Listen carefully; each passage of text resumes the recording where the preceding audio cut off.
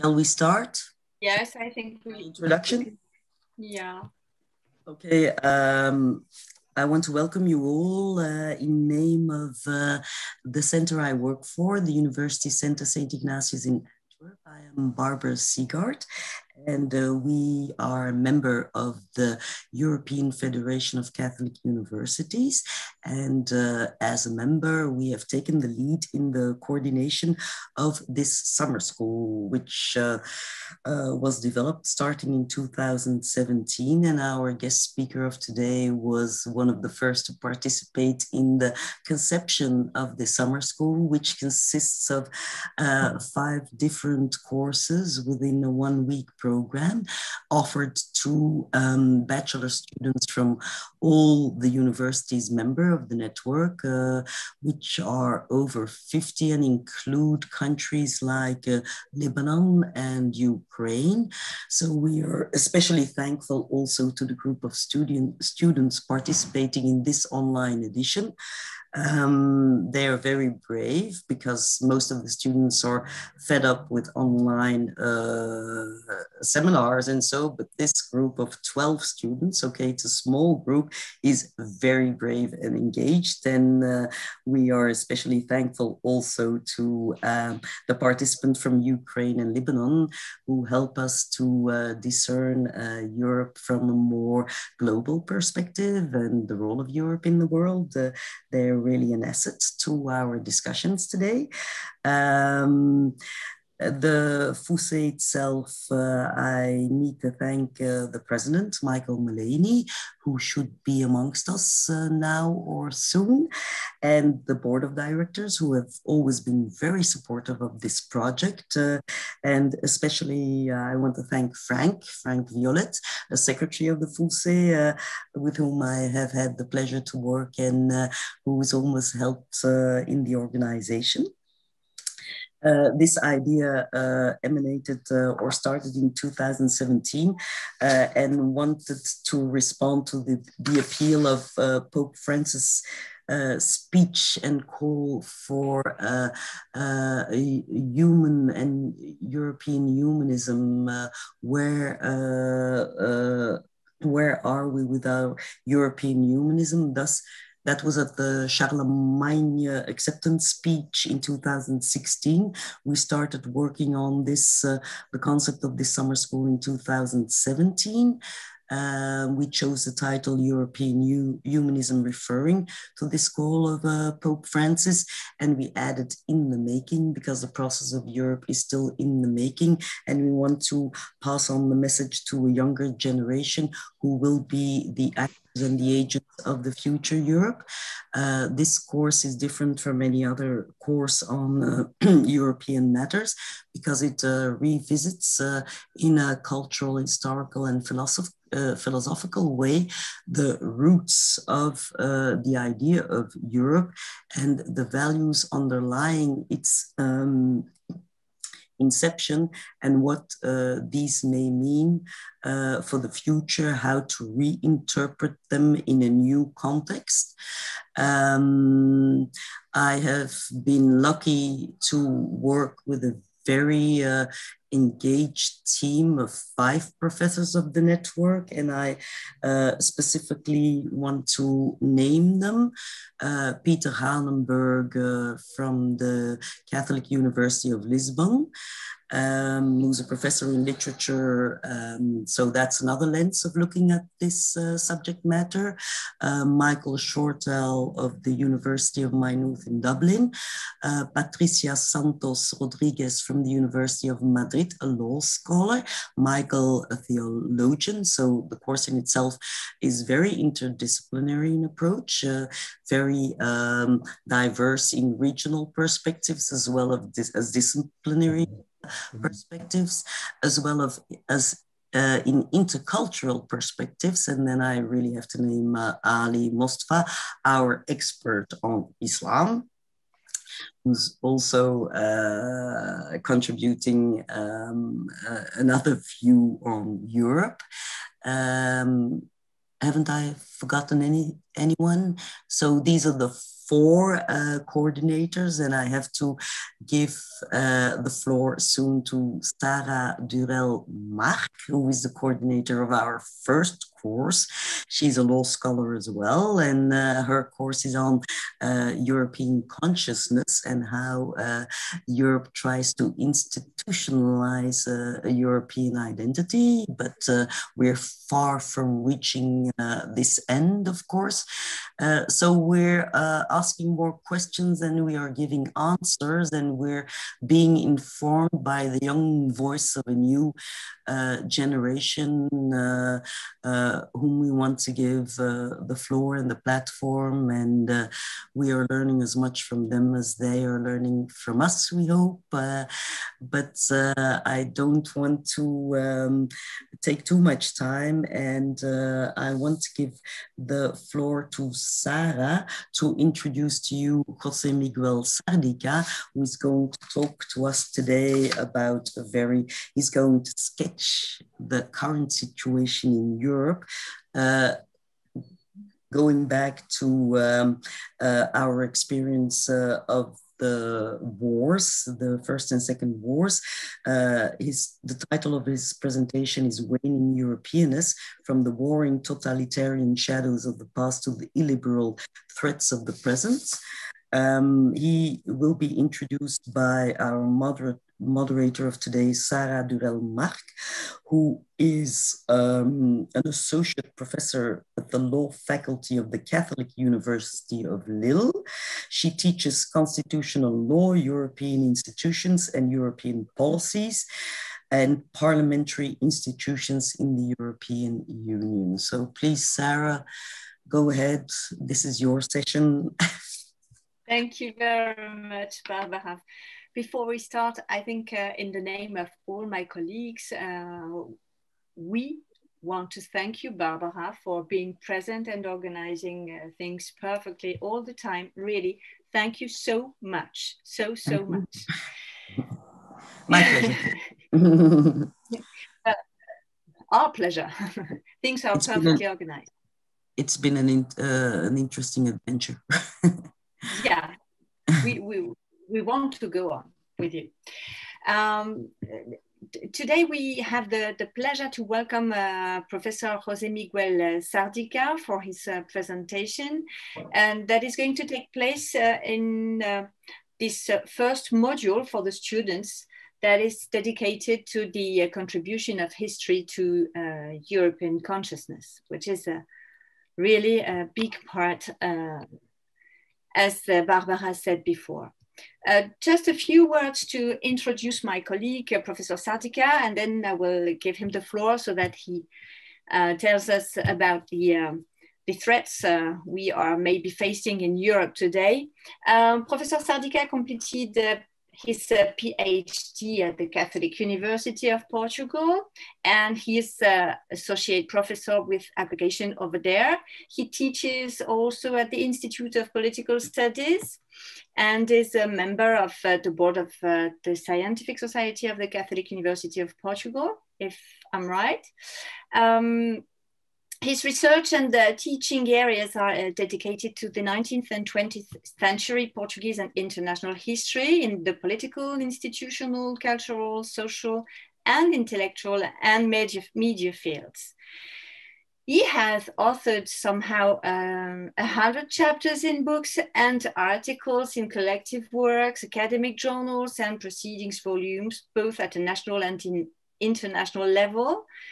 He published somehow 16 single-authored books, I believe, on various themes and epochs of contemporary Portuguese history. He is a real expert in his field and has presented over 100 papers and lectures at national academic events, and also in Spain, France, Italy, Belgium, Germany, United Kingdom, and the USA. He is the expert of the day, and I will be extremely pleased to be the moderator of this session that will end the first day for the students. Thank you so much, Professor Sardica, for being with us, and please proceed. Thank you. So thank you very much. Is the sound okay? Everybody listening okay? Thank you very much.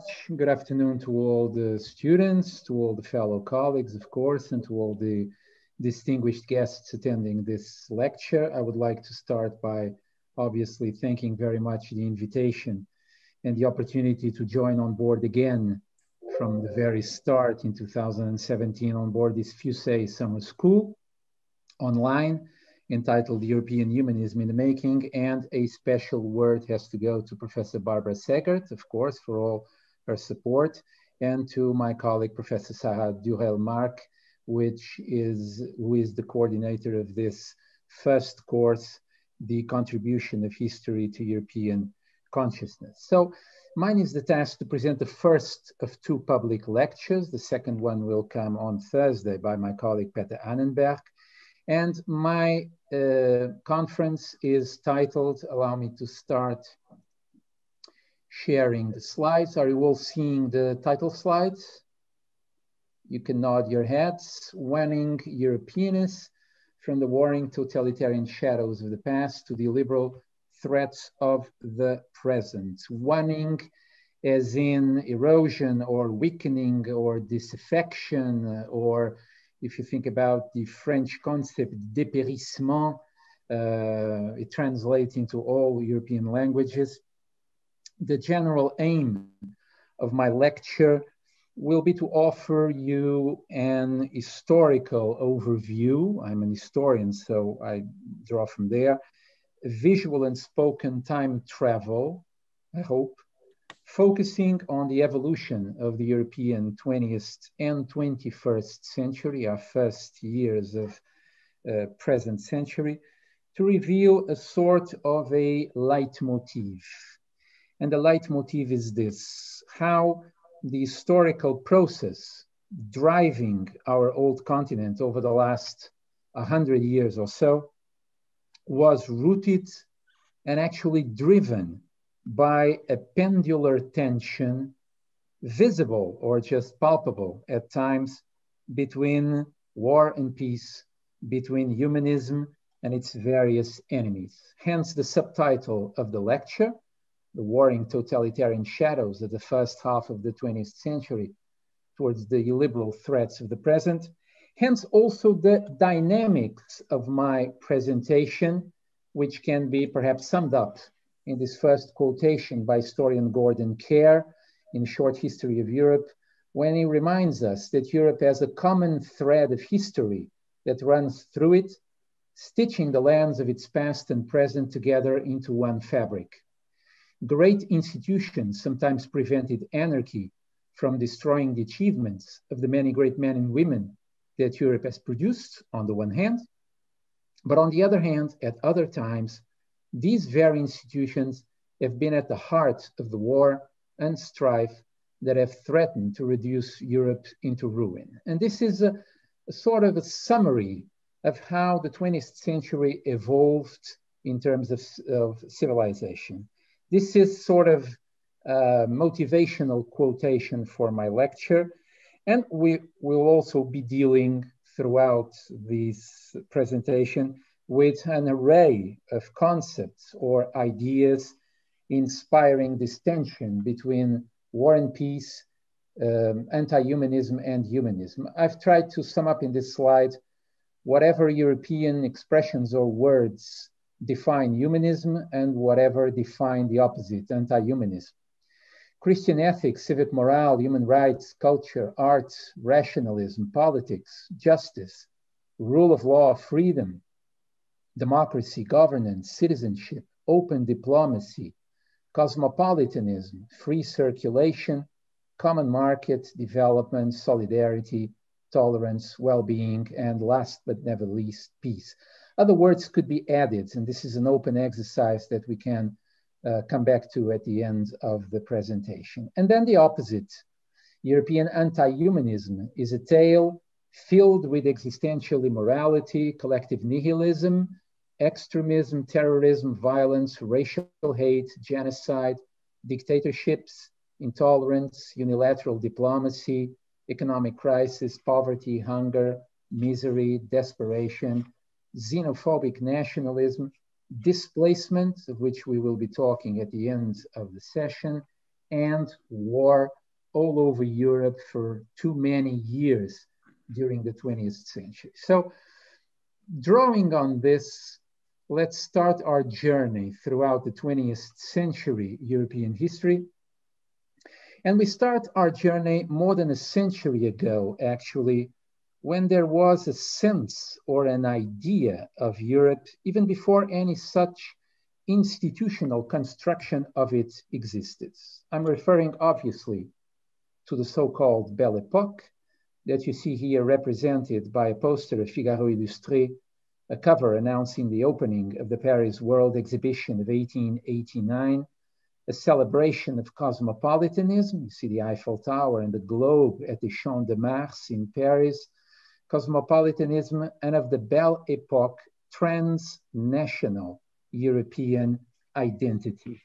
There was no EEC, there was no European Union, but there was a sense of a bourgeois, capitalist, progressive Europe running the world in terms of global dominion at the end of the 19th century and the early stages of the 20th century. As historian Philip Bloom wrote in his book, The Vertigo Years, the period before the outbreak of the First World War is often regarded as idyllic.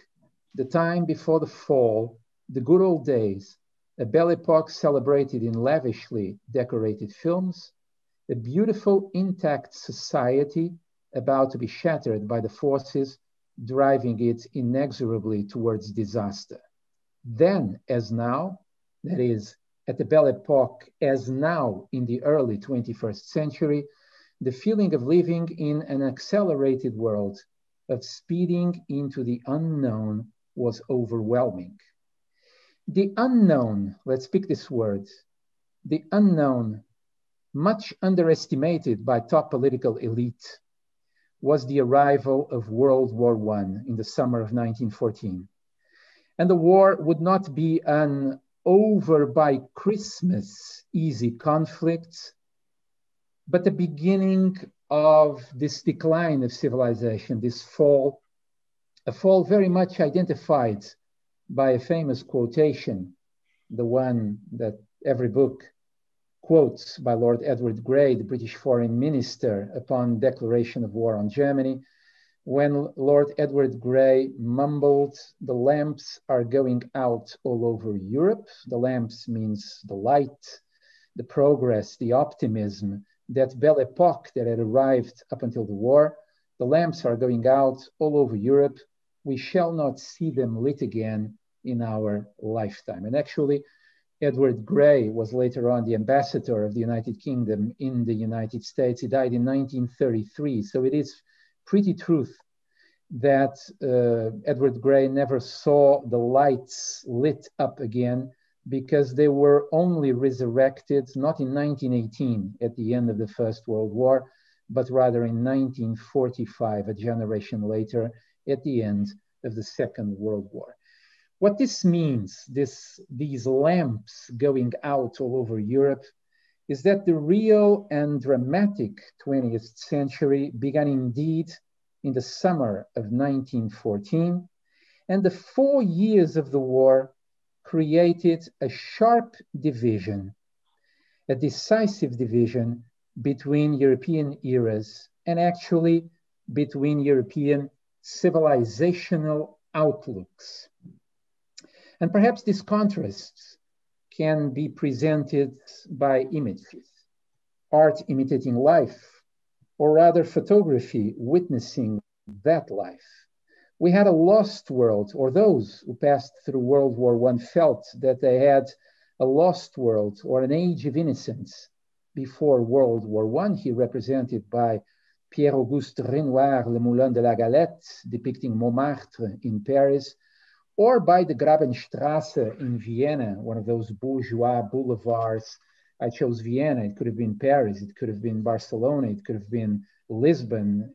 All cities resembled in this sophisticated Belle Époque life. And it was this world that was shattered by the First World War. And so this lost world gave actually birth to a new warring world or what historian Eric Hobsbawm termed the age of extremes after 1914. He represented by a dark painting of German George Gross' Night Explosion in 1917, or by a haunting photography of the ruins of Verdun in France. Verdun was one of the most, alongside the Somme, one of the most apocalyptic battles of World War I. So the coming of an age of extremes, and with the arrival of peace in 1918 at the Versailles Conference, that coming of peace in 1918 was actually only a temporary relief. Many things had been damaged or lost forever because of World War I, and mighty Europe, or once considered mighty Europe, entered the path of acute self-questioning. History talks about that. For instance, Eric Hobsbawm, when thinking about himself, actually, he writes that for those who had grown up before 1914, the contrast was so dramatic that many of them refused to see any continuity with the past. Peace meant before 1914. After that came something that no longer deserved the name. So peace is an everlasting synonym of Europeanness, and the loss of peace after 1914 was very much heartfelt by all those who lived through that very difficult post-war era. A post-war era that set European intellectuals into self-questioning. Paul Valéry is perhaps one of the most famous to be quoted here. In La crise de l'esprit in 1919, he wrote this, and I'll quote in French to be faithful to the author. L'Europe deviendra-t-elle ce qu'elle est en réalité, c'est-à-dire un petit cas du continent asiatique, ou bien l'Europe restera-t-elle ce qu'elle paraît, c'est-à-dire la partie précieuse de l'univers terrestre, la perle de la sphère, le cerveau d'un vaste corps. Nous autres civilisations, nous savons maintenant que nous sommes mortels. The mortality of Europe, and actually post-war era was a time of what Otto Dix here paints the war invalids, a time of broken bodies, a time of shattered souls, a time of social stigma, disenchantment, and human misery, the so-called lost generation after World War I. Everywhere abounded negative analysis of Europe, negative analysis of what the European civilization stood for. And I've just listed 10 literary examples of a certain continuous, let me quote in French, malaise de l'esprit, a waning of Europeanness in the so-called morbid age. Morbid age is an expression of the British historian Richard Hovry. And if you look at the authors and the titles, beginning with Oswald Spengler's seminal work, The Decline of the West, all through Albert de Mongeon, Julien Benda, Johann Weisinger, Éric Maria Remarque, Alfred Doblin, Ortega y Gasset, Louis Ferdinand Céline, Hilaire Belloc, up until Thomas Mann, everybody was talking on the decline of civilization, on the decline of Europe, on the crisis of Western values, on the very difficult experience of war and transitioning from war to peace with all the scars, the physical scars and the moral scars that afflicted that particular generation. And that was actually just the start of new worries, because with the coming of the peace, or an attempted peace with the Versailles Conference, what was truly unfolding was a whole new century. Mark Mazauer, entitled his great book, Dark Continent, Europe's 20th Century, and in the introduction, he writes this: what was new in Europe's 20th century history was not the existence of conflict, but rather its scale. And the utopian experiments of the 20th century ideologies, and we'll come to that, came and went with striking speed. Yet their struggle brought new levels of violence into European life, militarizing society, strengthening the state and killing millions of people with the help of modern technologies. And dwelling into Mark Mazauer's quotation, we can perhaps quote three enemies, three ideologies, new ideologies that overshadowed the very difficult reconstruction of the post-war years, and that actually ground, for instance, Neil Ferguson's thesis that Europe went through another new 30 years war, or a belligerent continuum from 1914 to 1945. Instead of talking about two world wars, some historians now talk about the new 30 years war beginning in 1914 and only ending at the end of the Second World War. Three enemies, which I would present recurring to verbs. The first one was the Bolshevik Revolution, spreading from Russia in 1917 with the ensuing construction of the Soviet Union. And the Bolshevik Revolution was deemed a threatening otherness besieging European humanism. So an alternative communism, worldwide communism, presenting a very sharp critique against many of the values, democratic values, capitalist values, cosmopolitanism, against what Europe, coming from the Belle Epoque, had stood for. A besieging ideology, a sabotaging ideology or sabotaging European humanism, the dictatorial and nationalistic stance of Italian fascism. You see here Mussolini depicted in front of the ruins of the ancient Roman Colosseum and at the Vittorio Emanuele monument in Rome. Sabotaging European humanism would meet yet another enemy, which actually did not only sabotage, but denied European humanism, and that was, of course, Nazi Germany and Hitler's warring totalitarian rule. One of the most disturbing questions I have ever read on the coming of the Nazis to power, I found it in this book by Georges Corne. He's the author of a book called L'Europe et les mythes de l'Occident. And Georges Corne titles the chapter about the ascent of Hitler to power with this troubling question. De Mozart à Hitler, que s'est-il passé? From the enlightened cosmopolitanism of the past coming through the 19th century, what happened in Europe to produce in Germany, but also elsewhere, dictatorships that denied, besieged, sabotaged, or menaced European humanism? And because of Bolshevism, because of fascism, because of Nazism, all of this means something that another historian, Pierce Brandon, has explored in his also very interesting and quite adequately entitled The Dark Valley, a panorama of the 1930s. During the 1930s, a terrible decade in the history of Europe, says Pierce Brandon, the globe was enveloped by something like the fog of war. The old liberal world order, which had been severely damaged by the First World War and was further undermined by the communist revolution in Russia, finally collapsed during the 1930s.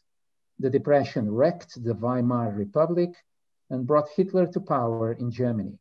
It prompted Mussolini to seek domestic dividends by means of foreign adventures, and it also sapped the strength and self-confidence of the democracies. Dark Valley was indeed the motto of the decades. And in that dark valley, very dark examples are quotable. Let's go west in the continent to present you one of those dark examples.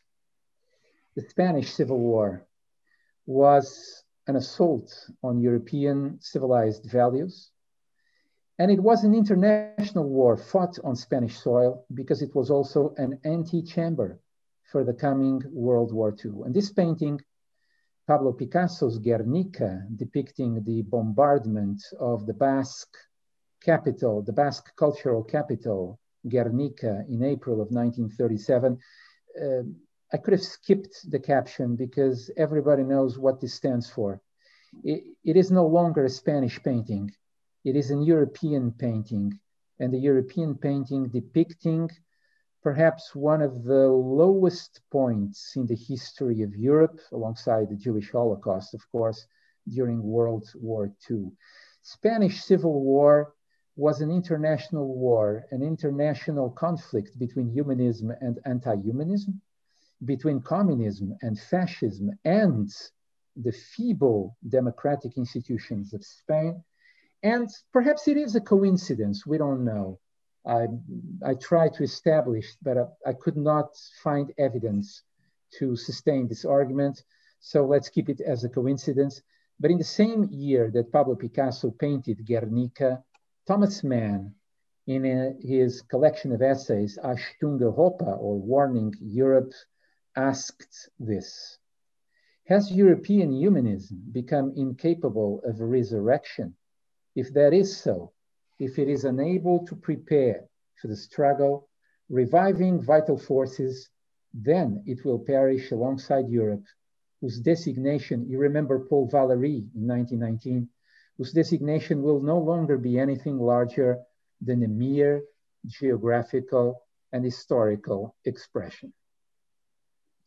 So, towering this dark valley of the 1930s, Europe and the world, not only Europe, but also the world, plunged into an even larger and more destructive war, the massive killing of 1939-1945. Apocalypse. Apocalypse Now is Francis Ford Coppola's movie. Apocalypse Then, well, Apocalypse came or started with the German Wehrmacht invasion of Poland. This was the onset of World War II in September of 1939. But World War II came to signify also a civilizational conflict between what Bernard Wasserstein calls barbarism versus civilization.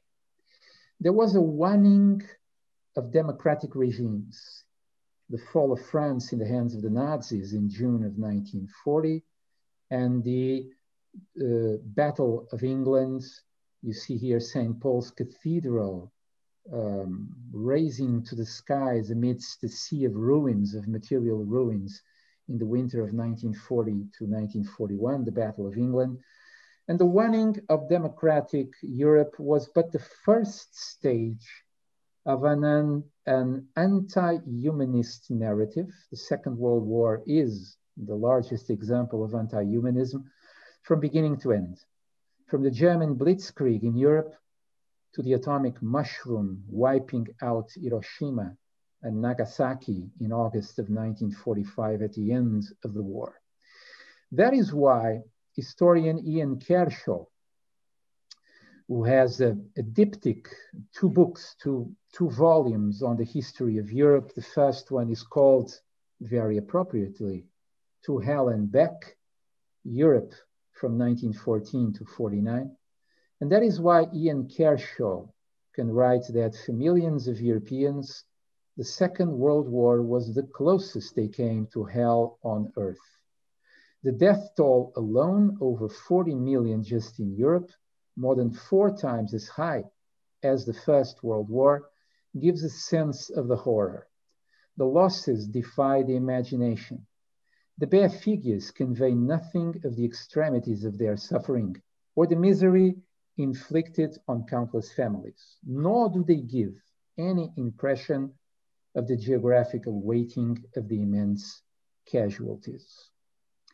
Suffering and extremities, and indeed extremism and sufferance heightened during the Second World War because of a very specific dossier inside the war, very much linked to the Nazi expansion in Europe, which was the Jewish Holocaust, anti-Semitism, the persecution towards the Jews, or the silent or not so silent worst crime of war, a barbarism that still lingers over the continent's memory. And the Shoah, the Holocaust, forces Europe to deal with the traumas of European anti-humanism and forces us to put a question. Can the banality of evil, as Hannah Arendt famously described it, have a healing remembrance? 50 years, and you'll understand why I juxtaposed Auschwitz photography in 1945 to the visit of Pope Francis to the Auschwitz camp a couple of years ago. 50 years after the liberation of Auschwitz, survivor Elie Wiesel would say the camp was liberated by the Soviets in January of 45. 50 years later, there was a solemn ceremony. And Elie Wiesel, a survivor of Auschwitz, delivered a haunting speech, a very famous speech, where he included this passage. Turning point or watershed, Auschwitz-Birkenau produced a mutation on a cosmic scale, affecting man's dreams and endeavors. After Auschwitz, the human condition is no longer the same. After Auschwitz, nothing will ever be the same. Because, in the end, where else can we say to the world? There are other places, unfortunately, but Auschwitz stands as a beacon for malediction. Where else can we say to the world, remember the morality, that is the humanism of the human condition, if not here? The Second World War ended in 1945, and in 1945, the challenge that the continent had ahead of it was tremendous. The Germans have a very well-known expression, Stunde Null, 0 hour, Europe's Stunde Null. The whole continent had to be rebuilt from scratch, from moral scratch, and also from physical scratch, that I here represent by this strange picture of a young boy, an anonymous young German boy, passing along Bergen-Belsen camp entrance with all the dead bodies aligned, and also a couple of elderly people scrapping in Berlin ruins in the aftermath of World War II. This symbolizes how destroyed, how annihilated, how pessimistic, how on the lower point of the curve in terms of evolution the continent was in 1945. It was the dawn of another Europe, but a fractured and polarized Cold War Europe. This is Winston Churchill delivering in the United States in Fulton, Missouri, his famous Iron Curtain speech, here depicted as a barrier splitting Europe from Denmark up until the Mediterranean, between the two rising worlds, the pro-American Western Europe and the Soviet-dominated Eastern Europe.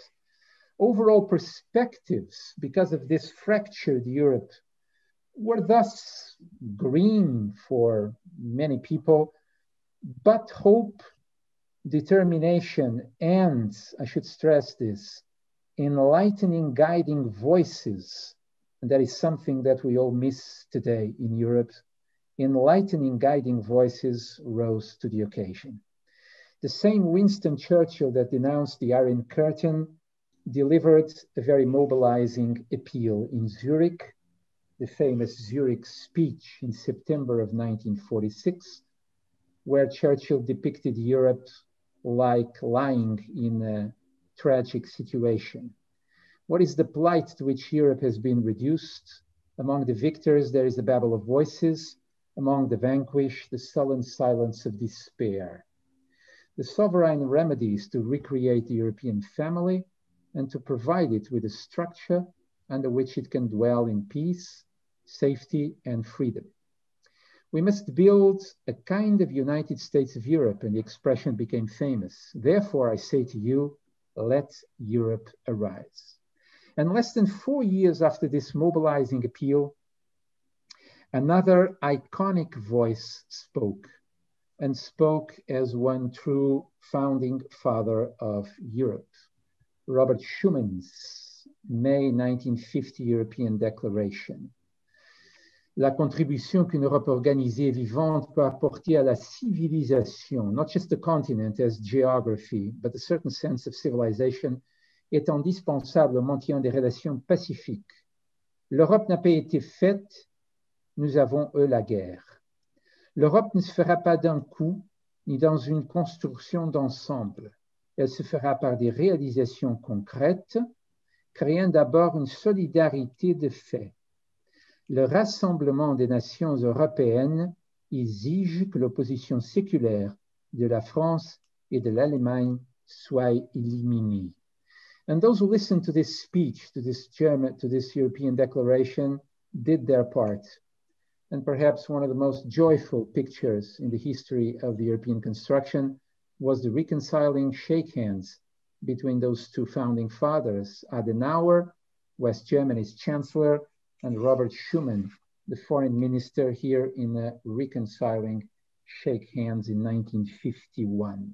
That was when, after 51, building on all this, building on Churchill's appeal, building on the logic of reconciliation, and starting with Germany and France, of course, that Robert Schuman talked about, that the old, centuries old actually, romantic idea of Europe finally materialized into a concrete structure. Resurrecting Europe meant the creation of the common market, the European Economic Community, the EEC, by the Treaty of Rome in March of 1957. And 57 marks the beginning of an era of Euro-optimism. You see here a poster, an Italian poster celebrating the union of those markets. It was not already a political union, but a solidarity through economy and through raw materials. Euro-optimism was the mood for the so-called 30 glorious years between the mid-40s and the mid-70s, the generation of the baby boomers, birth of their adolescence, their early adulthood, the affluent times of the European welfare state model, and of the enlargement of the EEC. Europe from EEC to EU in Maastricht and beyond. But the problem is that all through these enlargements, there were always tensions that were not fully discussed. Is enlarging the same as deepening? Enlarging space means deepening the belonging. Adding space means fostering a place, as we discussed 4 years ago in Antwerp in 2017, if memory serves me right.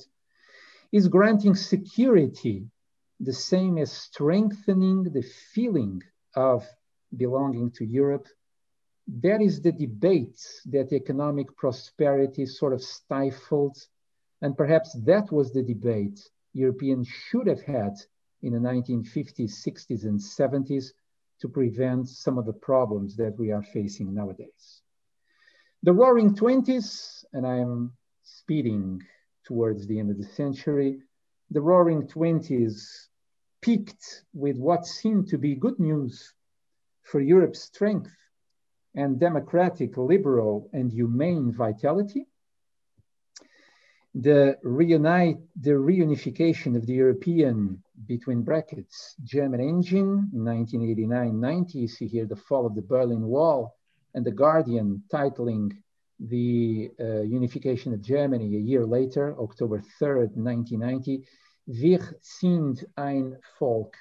And the reunification of Germany stood as a symbol for a reuniting Europe. Because as reporter Victor Sebastian, who traveled and chronicled from the capitals of Eastern Europe, the revolution of 1989, the fall of the Soviet Empire, when the Berlin Wall fell in a cold November night, 1989, it seemed that all the open wounds of the 20th century were about to begin finally healing. An entire lifestyle and way of facing reality, the communism of Marxist, Leninist, and Stalinist inspiration had been exposed as a failed experience. Freedom and independence for a large part of Europe became viable within weeks. The problem is that the triumphalism of the immediate post-Cold War decades, we all remember Francis Fukuyama announcing the end of history or the last man, We all remember the American unipolar moment, as experts of international relations talk about, when the United States ruled the world alone. We all remember how that would end up being contested, and with it, the very notion and substance of Western civilization. On the morning of 11 September 2001 in New York and also in Washington, we witnessed lively the dawn of a new century. But what kind of new century began in September of 2001, 20 years ago, or almost 20 years ago? It is obviously, and I think we can say that now in 2021 with much more certainty than 20 years ago, it is certainly a post-European 21st century. A world where, and I'm quoting Neil Ferguson's expressions, where the old West and the rest hierarchy is meeting the rise of the rest.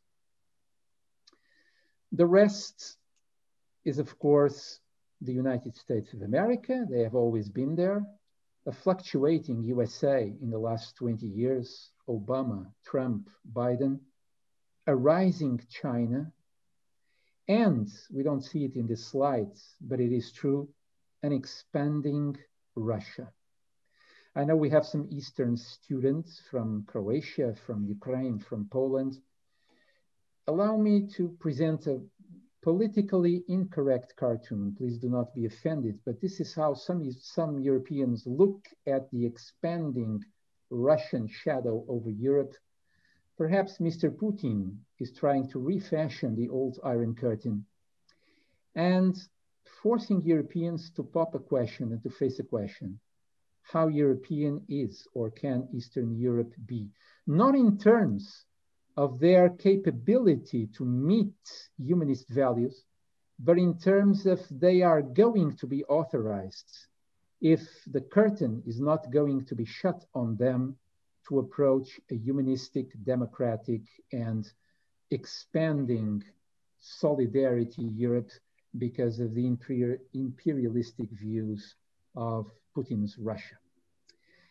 Facing a post-Maastricht political, enlarged and federalizing European Union, where, and we saw that in the last years, in the last 20 years, institutional impasses around federalism, bureaucratization of European processes, some opacity in terms of democratic decision inside the European power corridors. All of this created new or renewed problems. And allow me to quote just 5 problems as an example of the illiberal threats or the crisis that Europe is facing or has been facing for the last decade or so. The first one was, of course, the economic crisis, the post-2010 sovereign debt crisis, which tested the intra-European solidarity. You see here Chancellor Merkel balancing the euro with all the other leaders of European countries. Some of them had to be bailed out. Others were, well, you know, the question between rich countries and poor countries is sort of a Weberian division of Europe resurrected. Rich North facing a poor Latin Europe. And so intra-European solidarity was very much in erosion throughout this economic crisis of the euro debt crisis. The other adversary, the other crisis, was a political or a geographical one. The splintering of Europe around the Brexit issue. Brexit was voted in June 2016 to be effective in December of last year. And the Brexit calls new questions, new borders in a fissile continent is an expression of the historian Tony Judd. Are we transitioning from a mere Euroscepticism to other potential Brexit-like divorces? And this is a humoristic cartoon depicting all the other possibilities of leaving Europe. Portugal, Espanop, Frexit, Quitali or Italy, Deutschliv, Irexit, and so on and so forth. Every country has a sort of Eurosceptic party inside, sweep archer for the Swedish departure. The problem is that England was the first, or the United Kingdom was the first, but we really do not know what kind of Pandora box did the European Union open with the Brexit. The third problem, or the third lingering shadow over Europe, will be dealt later on in this summer school by our colleague Ali Mostafa. I'm only introducing it here, is whether European Christianity and the Islamic strand will be a renewed clash of civilizations or a case of religious and cultural intertwined encounter.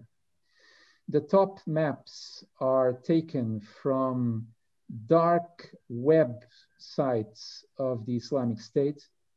The lower pictures, one depicts the Islamophobia and the other depicts the contrary. No to Islamophobia, no to war. But the Islamic question, or the Islamic strand, as Norman Davies puts it, is a part of European history, undoubtedly. And the civilizational contact between these two religions is nowadays one of the key issues in terms of the identity of Europe and in terms of the solidarity, the cohesion of the continents. Also the social migrant crisis.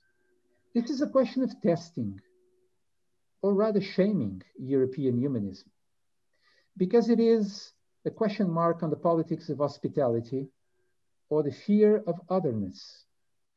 The two questions below, you recognize them, is Aylan Kurdi. 5 years ago, the young boy who died crossing the Mediterranean into Turkey. And the other one is a very recent one in the Spanish city of Ceuta in North Africa, a volunteer hugging a refugee that had just disembarked in Spanish soil. Ceuta is Spanish soil. So the migrant crisis shows the attractiveness of Europe, but also a problem of managing, a problem of immigration, a problem of solidarity, a problem of social cohesion inside an otherwise aging country, and an aging country that perhaps needs new blood that immigrants can show. And because of immigration, all these things are connected, from the economic crisis up until the migrant crisis. We have the surging of illiberal intolerances from far right and let me underline, and radical left, perhaps dismantling democratic Europe and its long-standing shared values. A cartoon on the problems that the European Directory has had with Hungarian Fidesz, with Viktor Orban, with the so-called illiberal tendencies of Hungary and other countries, but also intolerances in terms of culture, in terms of thoughts, in terms of attitudes.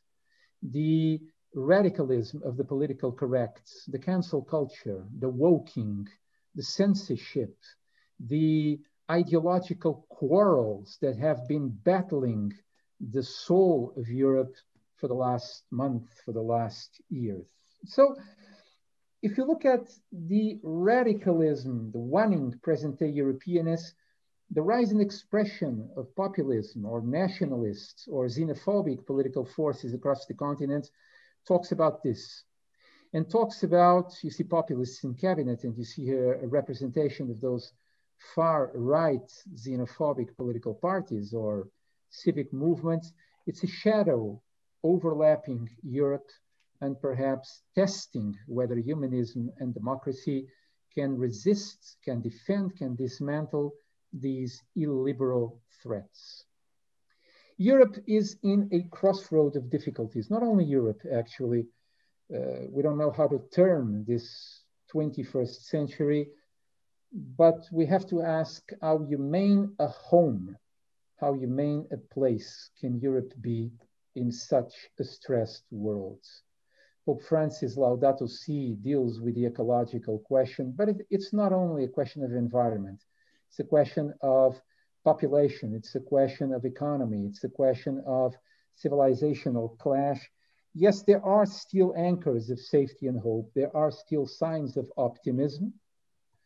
Eurobarometer poll in 2019, is Europe still a solution or a major part of a growing problem? It is still part of the solution. If you look at the charts, it's a poll in all the countries of the European Union.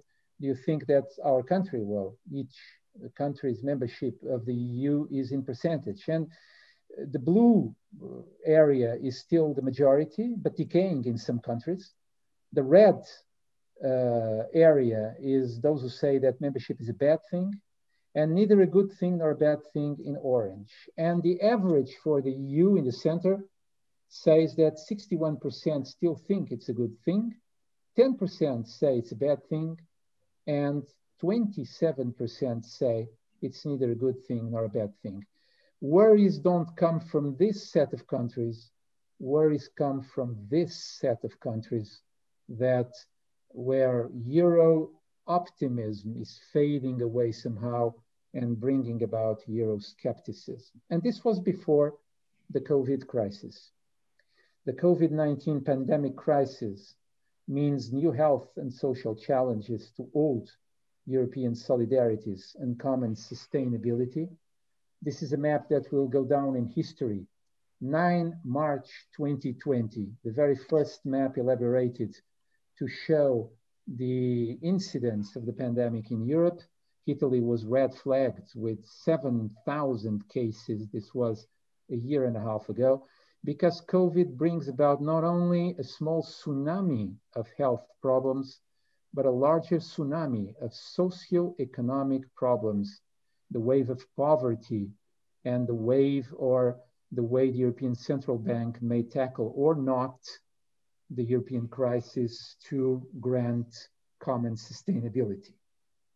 So, and I'm nearing my conclusion. We traveled from the idyllic Belle Epoque to the warring totalitarian shadows of the first half of the 20th century up until 45, to the European resurrection and boosting optimism, and then to the downwards uncertainty path of today with all the surging illiberal threats.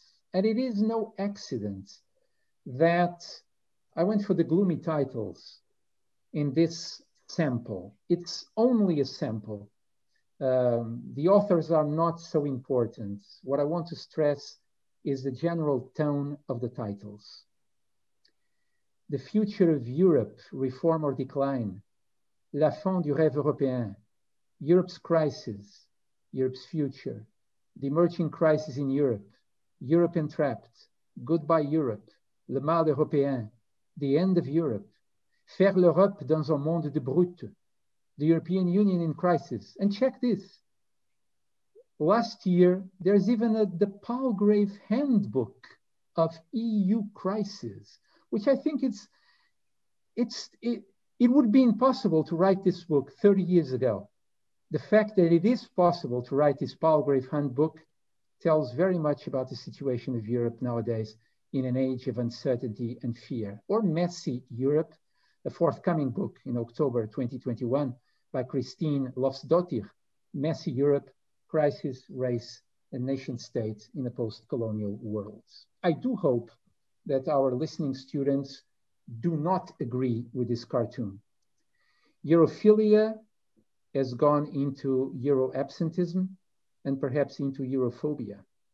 And we should ask how to reboost the European proud sense of belonging among younger generations. For the elderly, Europe as peace, stability, progress was a much cherished and painstaking conquest after the war.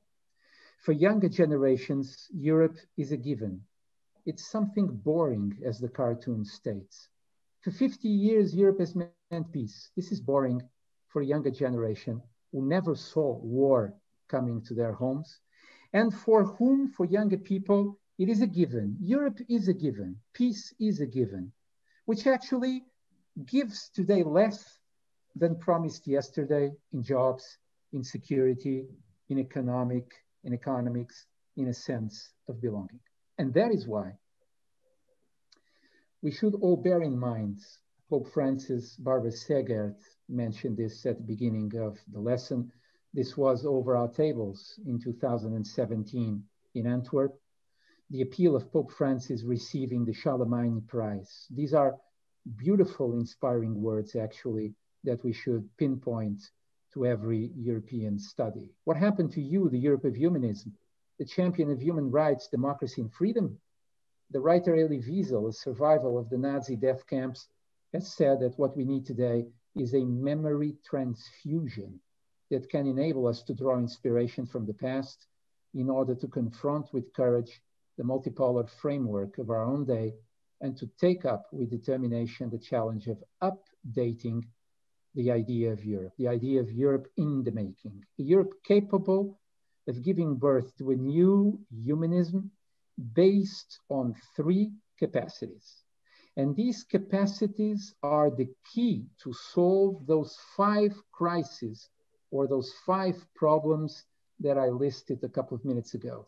The capacity to integrate, the capacity for dialogue, and the capacity to generate. And that is why His Holiness concluded by saying, I dream, in a very Martin Luther King tone, I dream of a new European humanism, one that involves the constant work of humanization and calls for memory, courage, and a sound and humane utopian vision. I dream of a Europe that promotes and protects the rights of everyone without neglecting its duties towards all. Sometimes we just remember the rights. We do not remember our common duties. I dream of a Europe of which it will not be said that its commitment to human rights was its last utopia. And let me conclude then with 2 final longue durée appraisals, the contrary of short-termism, longue durée appraisals of the very rich, vivid, contradictory, dramatic, yet hopeful historical process that I have tried to sum up in my lecture. The first of those 2 concluding quotations is taken from Simon Jenkins' A Short History of Europe, recently edited, From Pericles to Putin. It travels through 25 centuries of history to conclude this. Europe has no claim to preeminence among the world's agglomeration of peoples, but Europe's diversity and military supremacy, its dynamism and economic energy, its scientific and cultural creativity give it a special place in human history. I would not agree with the military supremacy, but let's keep it that way. For all its suppressions, cruelties, and ongoing mistakes, I see it as a remarkable corner of the world. I love this expression. Fertile in its culture and in its capacity for leadership and charity. I have learned how easily and often in the past its diplomacy has collapsed into chaos and bloodshed. But because of that experiment, Europeans are especially trained and equipped to foster the other hope. I have also learned how often attempts to bond it as one political entity have failed. Finding a balance between unity and diversity remains what it has always been, the defining challenge of European politics. This is by a British voice. And by 2 French voices, Professors Éric Bonhomme and Thomas Verclit, who authored L'Europe de 1900 à nos jours. They both teach at the Lycée de Bordeaux. And in their introduction to this scholarly manual, to this scholarly book, they point out this. And they compare the beginning of our story to the point in which we are in the 21st century. L'Europe de 1900 était en paix, mais taraudée par des nationalismes, par-delà des vicissitudes du siècle, le désastre des guerres mondiales, la récurrence des crises économiques. L'Europe d'aujourd'hui est également en paix, mais elle est nouveau menacée par des nationalismes. Les États européens du début du XXe siècle rêvaient d'expansion.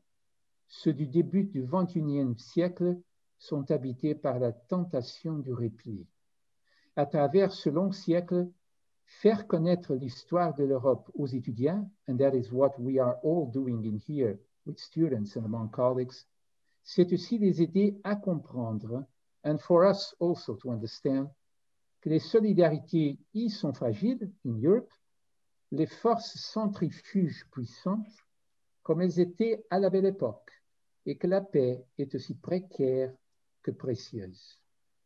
These time similarities that they establish between the Belle Époque and our present day are a last reminder of the utility of history to link the threads of past, present, and future. And whenever we study history, European history, or any other academic fields where Europe is talked about, we are all the builders of Europe. We are all the forebearers of civilizational legacy because we are making Europe. And as Denis de Rougemont famously wrote in his seminal book, Penser l'Europe, c'est l'affaire. En petit cap du continent asiatique, you remember Paul Valéry, a remarkable corner of the world.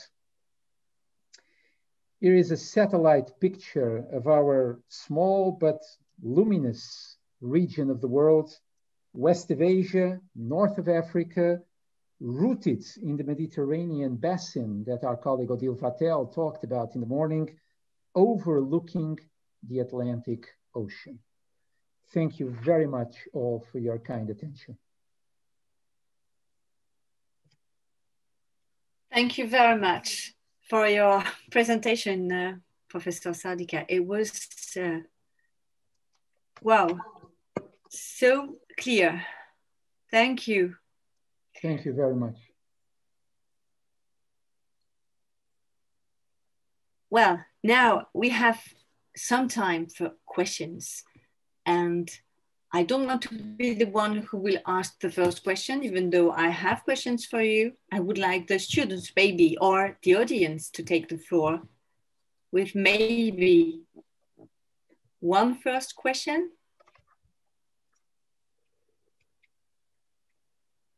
We've gone through a big piece of European history. We've gone through very difficult periods, and you brought us some hope in the end, luckily, because it was, wow, sometimes a bit heavy. That was my intention. Yes.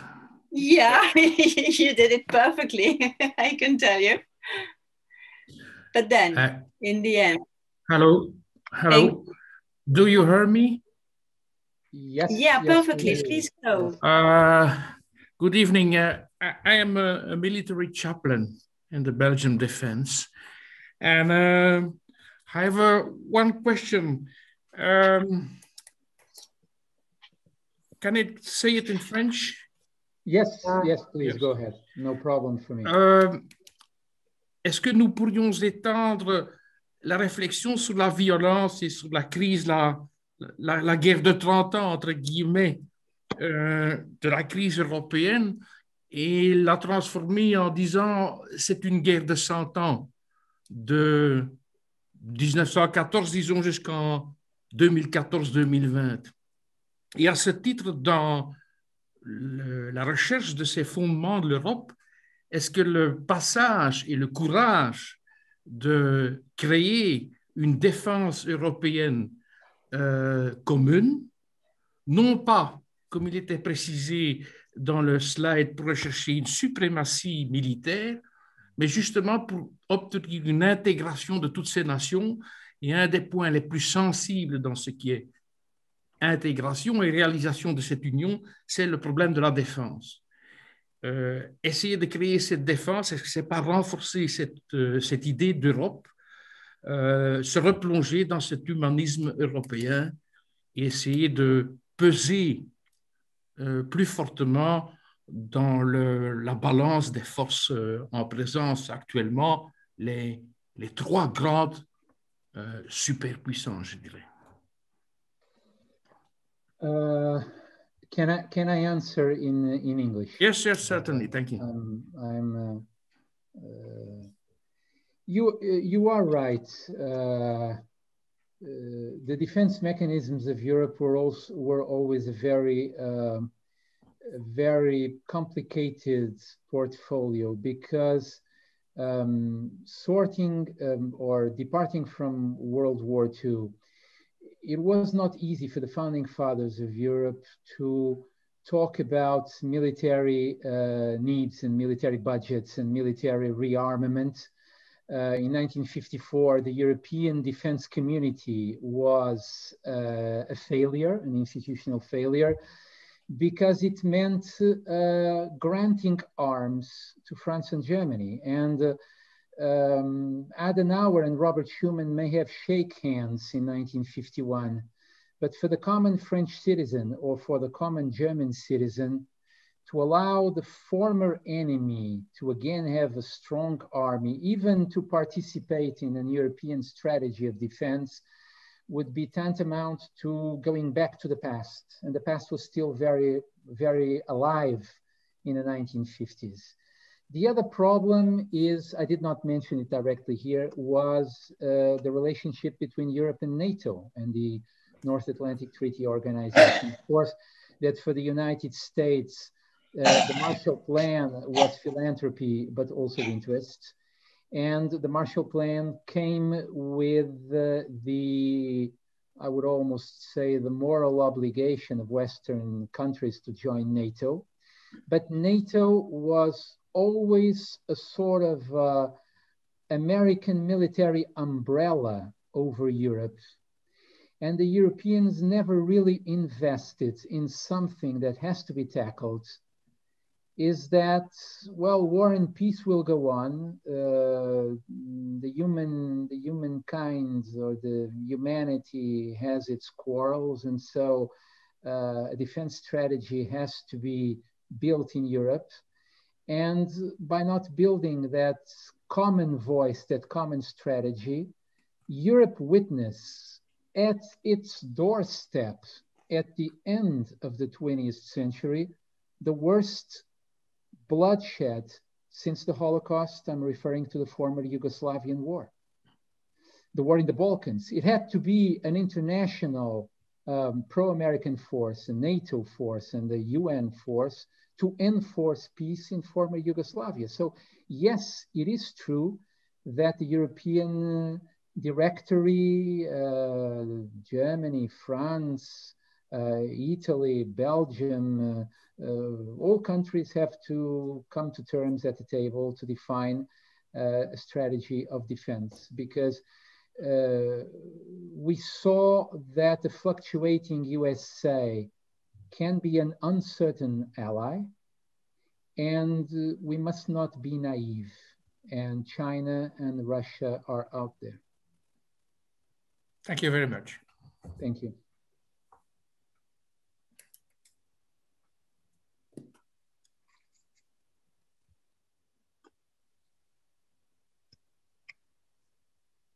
Any other question from the students, maybe?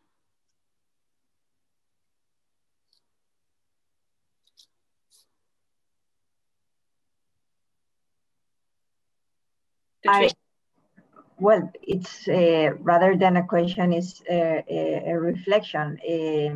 I think that it seems as if Professor Sardica had listened to our group, because our discussion was much on the line of his lecture. So I was amazed while I was listening and taking notes of so many interesting books and bibliography. And I'm looking forward to read some of them.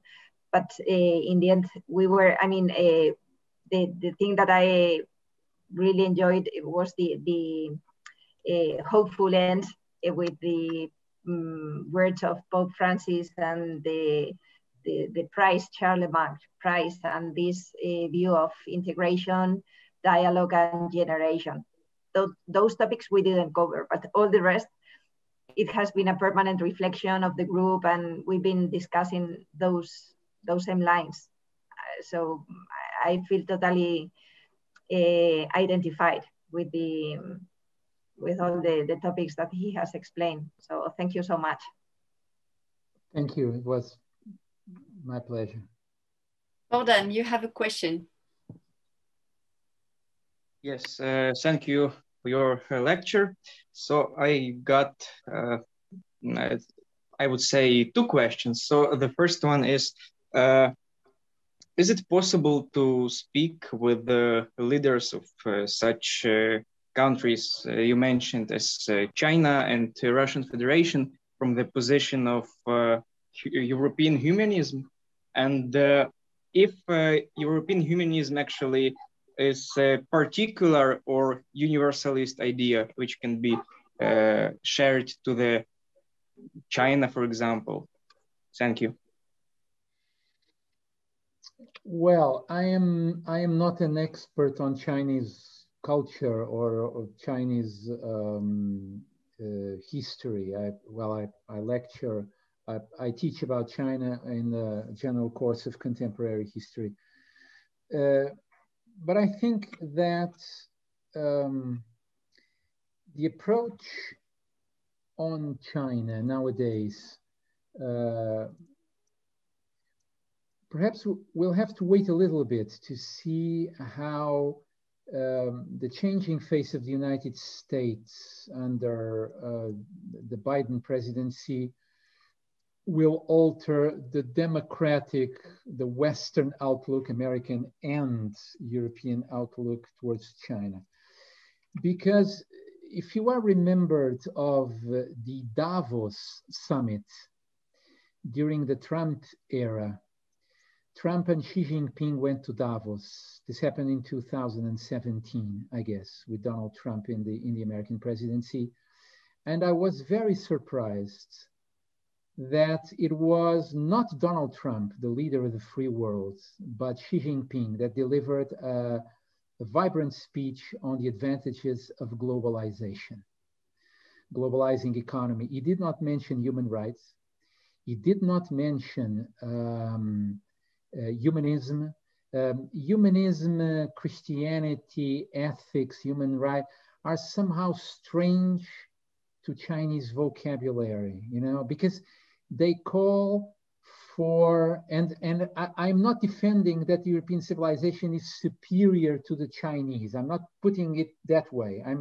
I'm just saying, I have some Chinese students that come from Macau, which is part of China nowadays. And it is very difficult to teach them philosophical concepts, feelings, sentiments, to talk about barbarism, to talk about dictatorship, to talk about resurrection of humanism, because their mental universe is not formatted to dwell on these concepts.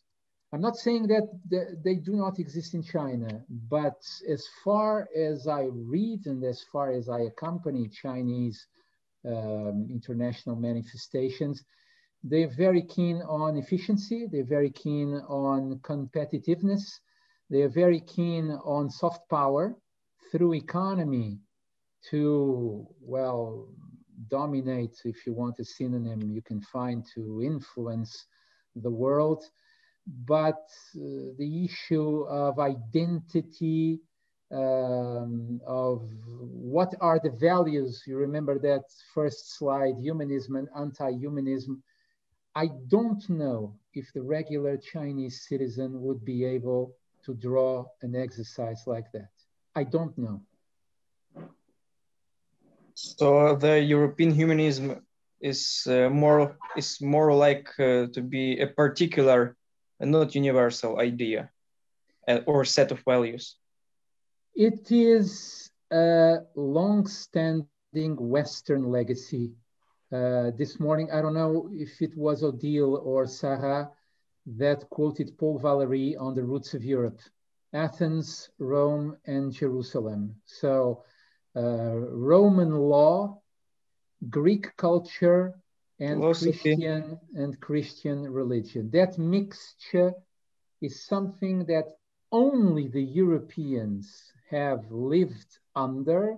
You can consider that The American countries are sons of Europe, the United States, a former colony of England, Brazil from Portugal, Spanish America from Spain.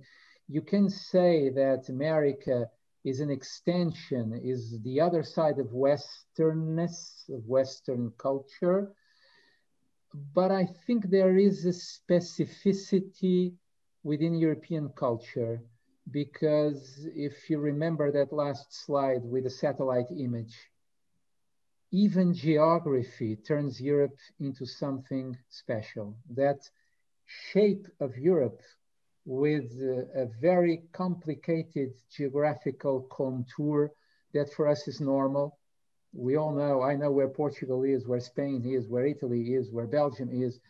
But if you show that map to a Chinese student, if you show that map to an American student, and I have also American students, and I can quote the reaction of one of those American students when I show them the map of all the countries in Europe, and she said, "What a mess." And what they consider a mess is for us the richness of Europe: language, culture, monuments, spaces, rivalries. Rivalries can stimulate the countries. Perhaps this is something dramatic to say, but perhaps EEC would not have been born in 1957 if there had not been the Second World War. We could have survived without the Second World War, that is obvious.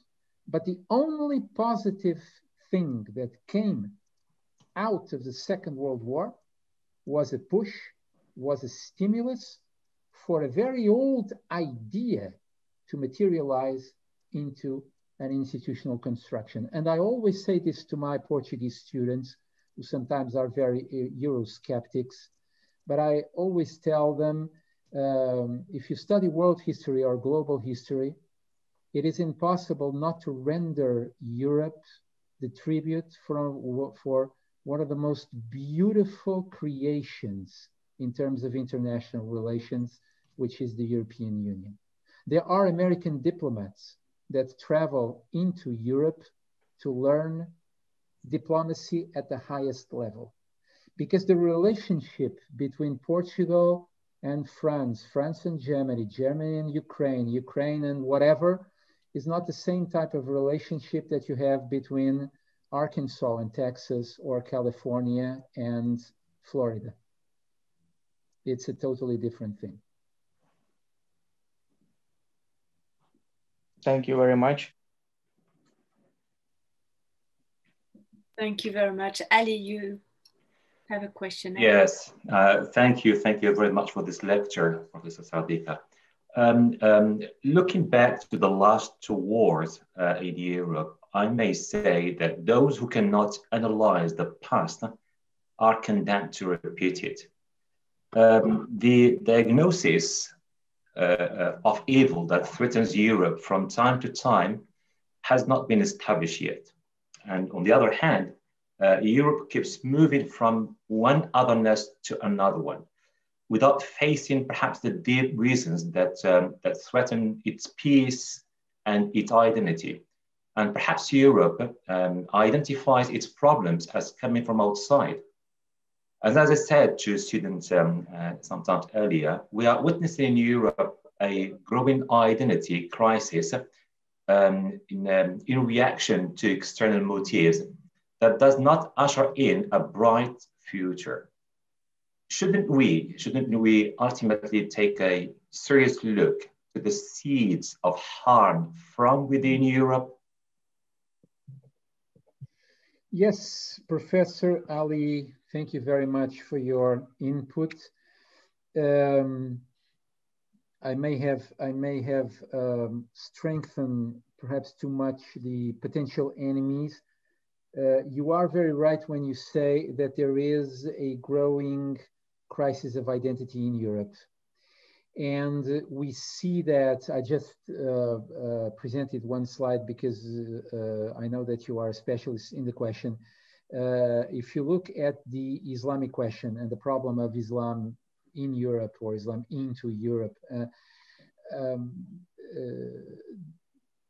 the identity crisis that afflicts the European continent exaggerates perhaps in the level of otherness.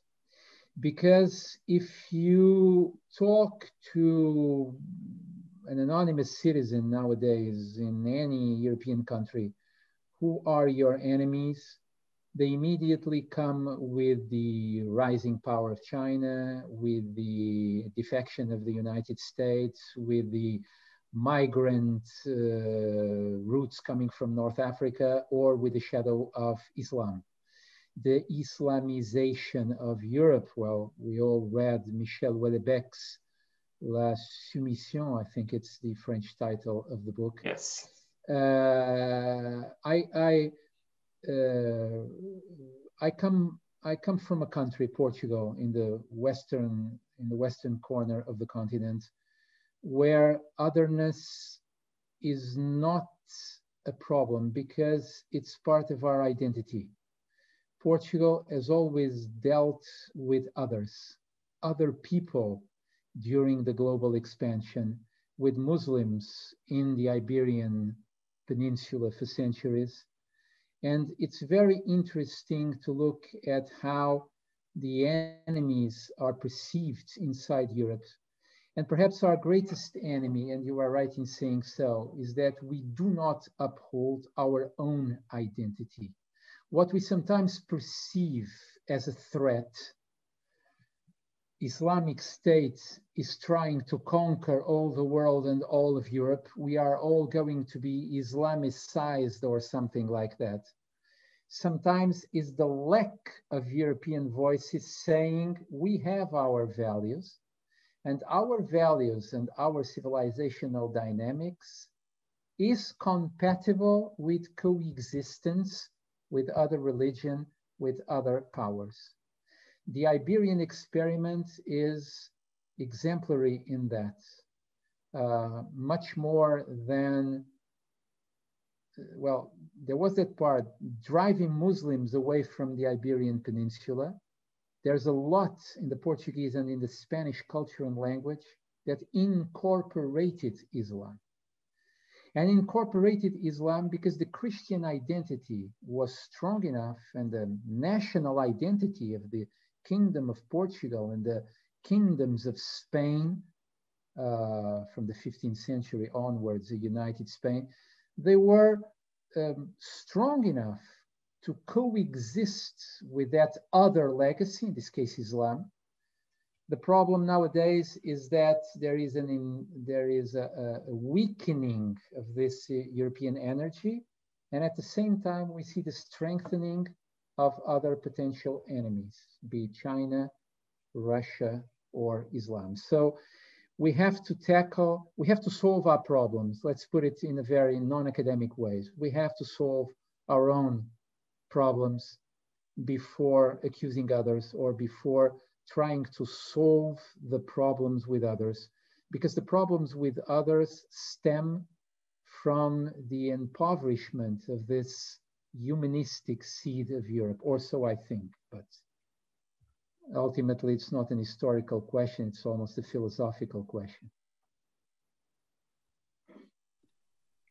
Well, thank you very, very much for all those extra elements and that really, well, enlightened your presentation. Thank you so much. I think now we have reached the end, and maybe it is time we finally decide to free our students, because they're working still till this morning. They might be, well, they had full of ideas for tomorrow.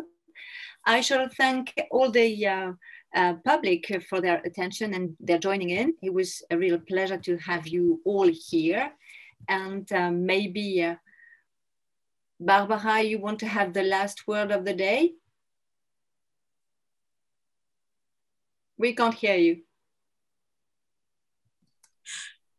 I surely want to thank our keynote speaker for sketching this very enlightening portrait of our continent, and from the problems we had to face to be born up to the challenges we face today by a lack of introspection, due to a lack of introspection. And I think this is something we should flesh out in our course, which we take on together from tomorrow.